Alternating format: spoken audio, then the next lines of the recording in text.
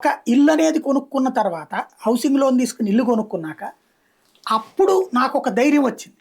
ఆ లోన్ తీర్చాక ఏమని ఇక నేను ఎవరికి తలంచక్కర్లా. అంతకుముందు ఎలా చెప్తే అట్లా నడవాలి, మేనేజ్మెంట్ చెప్పినట్టుగా నేను టర్న్ అవ్వాలి. అప్పటి నుంచి నా ఆలోచనలు నేను పంచుకుందాం అన్నటువంటి ఒక ధైర్యం వచ్చింది. పోతే ఏముందో 10,000 సంపాదించుకోలేవు నెలకి, బతకగలం కదా. ఇల్లుంది, మనకి ఎవరికి సమాధానం చెప్పుకోనక్కర్లా. ఇదివరకంటే ఇంటికి అద్దె, కరెంటు, అప్పు, ఈ గోలంతా ఉంటది. ఇప్పుడు ఒక 10,000తో అయితే నేను బతకగలను. రేపు పొద్దున్న చంద్రబాబు గారు వచ్చారంటే అన్న క్యాంటీన్తో రోజు 3 పూట్ల తినేసి వస్తాను, హ్యాపీ కూర్చోవచ్చు. బాబు లేకపోతే కనుక ఇప్పుడు ఇంకో రూట్ లో ఉంటది. ఏదో ఒక ధైర్యం అయితే ఉంది. అది వచ్చేదాకా నేను పడిన శ్రమకి ఇవాళ లేబర్ పడుతున్న శ్రమ అదే. ఇవాళ ధైర్యం ఏంటి, నాకు నెలకు ఏడాదికి వచ్చేటప్పటికి 30-40 వేలు డబ్బులు వస్తున్నాయి. వీళ్ళు అప్పు చేయాల్సిన అవసరం తగ్గింది, పోయిందని చెప్పండి, తగ్గింది.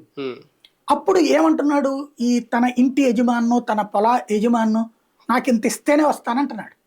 బార్గెనింగ్ కెపాసిటీ పెరిగింది. ఇది వ్యక్తి అభివృద్ధి, ఇది జగన్ యాటిట్యూడ్. వీళ్ళు ఏమంటారు,